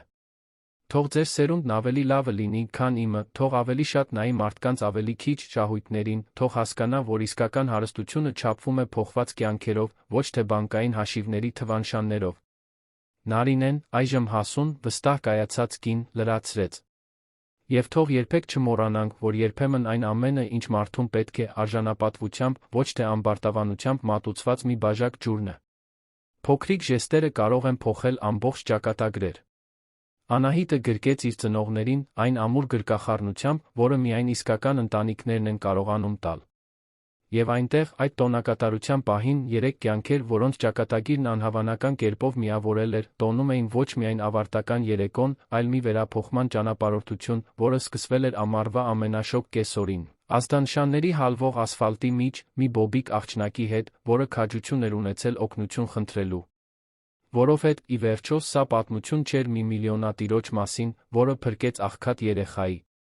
Սա պատմություն էր այն մասին, թե ինչպես մի քաջ երեխա փրկեց մի մարդու, որն ուներ ամեն ինչ, բացի նպատակից։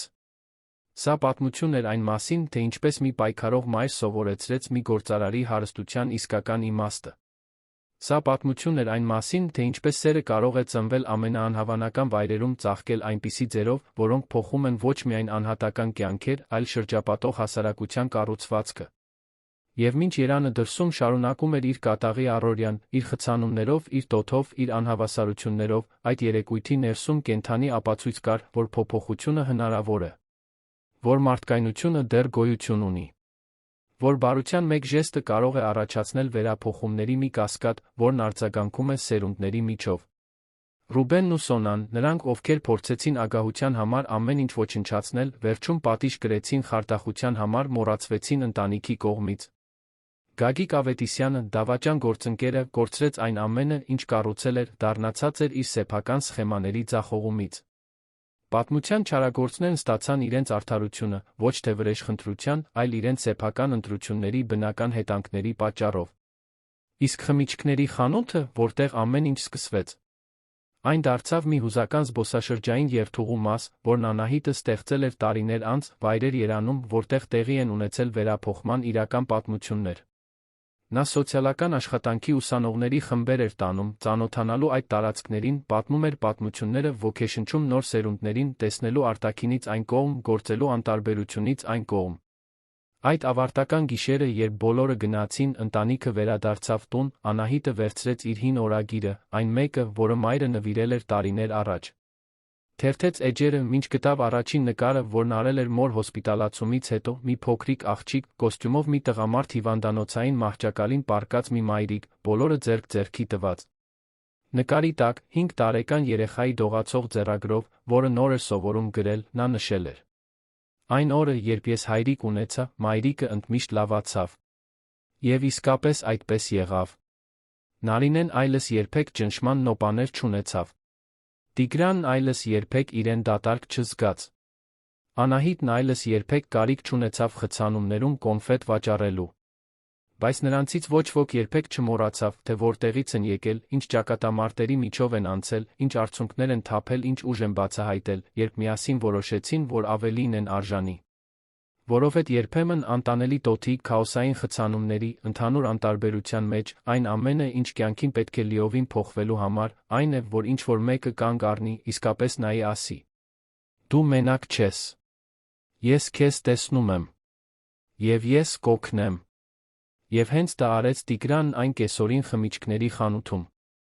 Եվ հենց դա ընդմիշտ փոխեց 3 կյանք։ Սիրելի ունկնդիրներ, հուսով ենք, որ Նարինեի, Տիգրանի, Անահիտի պատմությունը հուզեց ձեր սրտերը։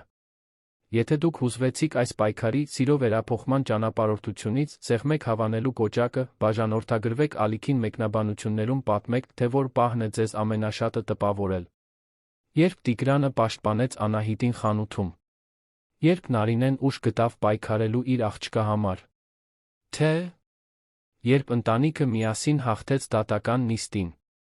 Ամեն օր մենք բերում ենք այսպիսի հուզիչ պատմություններ, որոնք բացահայտում են մարդկային հոգու ամենախորը կողմը, պատմություններ, որոնք մեզ հիշեցնում են, որ փոքրիկ ժեստերը կարող են փոխել ամբողջ ճակատագրեր։ Սպասում ենք ձեզ հաջորդ դրվագում, մեկ պատմությամբ, որը կհուզի, կոգեշնչի, կստիպի ձեզ հավատալ, որ բարությունը դեռ գոյություն ունի աշխարհում։